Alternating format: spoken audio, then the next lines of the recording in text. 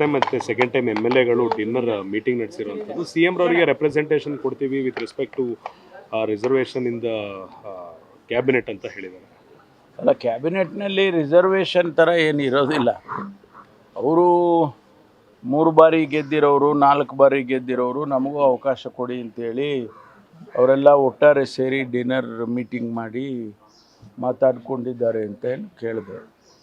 ಅದು ತಪ್ಪು ಏನು ಕಾಣಿಸ್ತಿಲ್ಲ. ಮಾನ್ಯ ಮುಖ್ಯಮಂತ್ರಿಗಳಿಗೆ ಅವರು ಬೇಡಿಕೆಯನ್ನು ಇಟ್ಟಿದ್ದಾರೆ ಅಂತ ಅದು ಮುಖ್ಯಮಂತ್ರಿಗಳು ಹೈಕಮಾಂಡ್ ಗಮನಕ್ಕೆ ತರ್ತಾರೆ.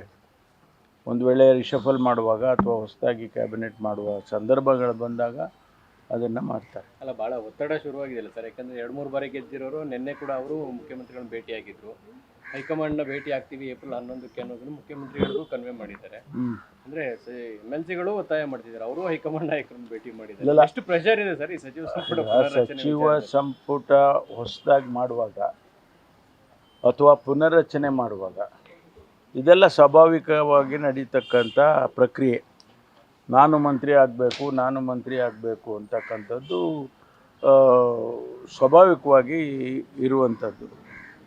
ಇಲ್ಲಿವರೆಗೆ ಏನು ಅಂತ ಹೇಳಿದರೆ ಒಬ್ಬೊಬ್ಬರೇ ಹೋಗಿ ಕೇಳ್ಕೊಳ್ಳೋದು. ಜಿಲ್ಲಾವಾರು ಕೆಲವರೆಲ್ಲ ಹೋಗಿ ಜಿಲ್ಲಾವಾರು ಹೋಗಿ ಕೇಳೋರು, ಕೆಲವರು ಒಬ್ಬೊಬ್ಬರೇ ಹೋಗಿ ಕೇಳೋರು, ನನಗೂ ಅವಕಾಶ ಕೊಡಿ ಹಾಗೆ ಅಂತ. ಈ ಬಾರಿ ಸ್ವಲ್ಪ ಒಗ್ಗಟ್ಟಾಗಿ ನಮ್ಮಲ್ಲಿ ಯಾರಿಗಾದರೂ ಕೊಡಿ 3 ಬಾರಿ 4 ಬಾರಿ ಇದೆ ಅಂತ ಹೇಳಿ ಕೇಳಿದ್ದಾರೆ. ಇದ್ರ ಹಿಂದೆ ಮೊದಲನೇ ಬಾರಿ ಗೆದ್ದವರು ಕೂಡ ಕೇಳಿದ್ದಾರೆ. ಅದು ಹೈಕಮಾಂಡ್ ಅವರು ನಿರ್ಧಾರ ಮಾಡಬೇಕು. ಸರ್, ಪ್ರತಿ ಬಾರಿ ಈ ರೀತಿ ಡಿನ್ನರ್ ಮೀಟಿಂಗ್ಗಳು ನಡೀತಾ ಇರೋಂಥ ಸಂದರ್ಭದಲ್ಲಿ ಒಂದು ವೇಳೆ ಹೈಕಮಾಂಡೇ ಇಂಟರ್ಫಿಯರ್ ಆಗಿ ಒಂದು ಕ್ಲಾರಿಟಿಯನ್ನು ಎಮ್.ಎಲ್.ಎಗಳಿಗೆ ಕೊಡುವಂಥ ಪ್ರಯತ್ನ ಮಾಡ್ಬೋದಿತ್ತಲ್ವಾ ಅನ್ನೋದು ಪ್ರಶ್ನೆ. ಇಲ್ಲ, ಇದು ತಪ್ಪು ಅಂತ ಹೇಳಿದ್ರೆ ಅವ್ರು ಮಾಡ್ತಾರೆ. ತಪ್ಪು ಅಂತ ಏನಿಲ್ವಲ್ಲ, ಕೇಳೋದ್ರಲ್ಲಿ ತಪ್ಪು ಅಂತ ಏನು ಯಾರು ಹೇಳಕ್ಕೆ ಬರೋಲ್ಲ. ಯಾರು ನೀವು ಮಾಡ್ತಾ ಇರೋದು ತಪ್ಪು ಅಂತ ಹೇಳಕ್ಕೆ ಬರೋಲ್ಲ. ನೀವು ಮಂತ್ರಿ ಆಗಬೇಕು ಅಂತ ಕೇಳೋದೇ ತಪ್ಪ.